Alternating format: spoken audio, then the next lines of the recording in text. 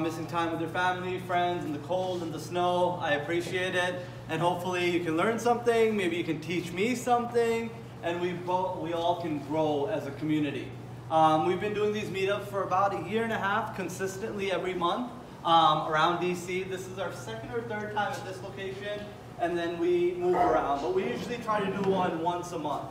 And we're going to cover 2019 forecast, blockchain, cryptocurrency, and government. I like to go over topics that are usually hot right now or that matter right now. One of the biggest things being January right now is taxes, right? 2019 taxes and how it affects each and every one of us. And we'll go over that in detail.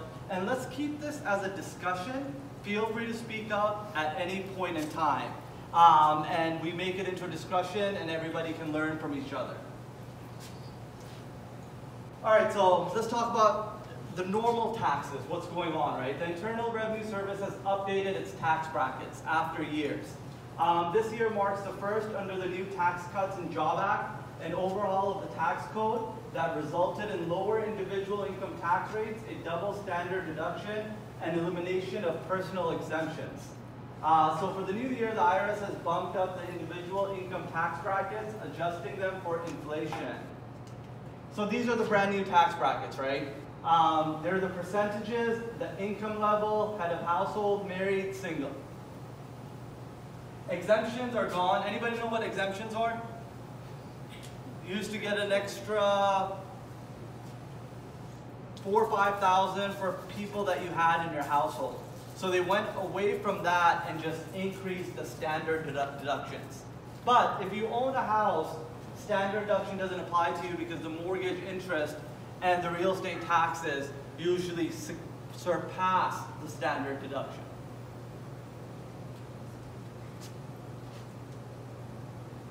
All right, the standard deduction has also increased for 2019, right? Rising to $12,200 for single filers, up from $12,000. Married went up to $24,400 from $24,000, and head of household got a boost of $350. Personal exemptions were eliminated through the 2025 part of Tax Cuts and Jobs. Let's talk about cryptocurrency, right? How it affects your taxes. How many people own a cryptocurrency in this room, or ever did? Okay, let's talk about that and how you pay taxes. The IRS is coming down hard on cryptocurrency transactions this year in particular. They may have been ignoring it for the past couple of years, but this year they've implemented technologies where they are coming after people from one way or another. The Internal Revenue Service says virtual currency transactions are taxable by law. Anybody know how they're taxable? By law. What are they treated as? They're treated as property, just like stocks, right? Just like your house, just like anything that can have a capital gain. Yep. So the guidance that from tax purpose, cryptocurrency should be treated as property, not currency.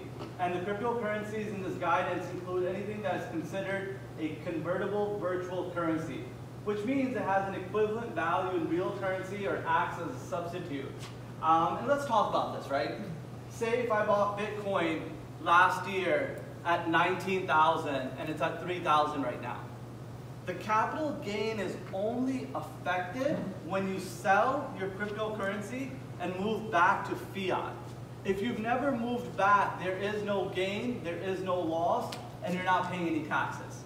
Or there's one other way where a taxable event happens.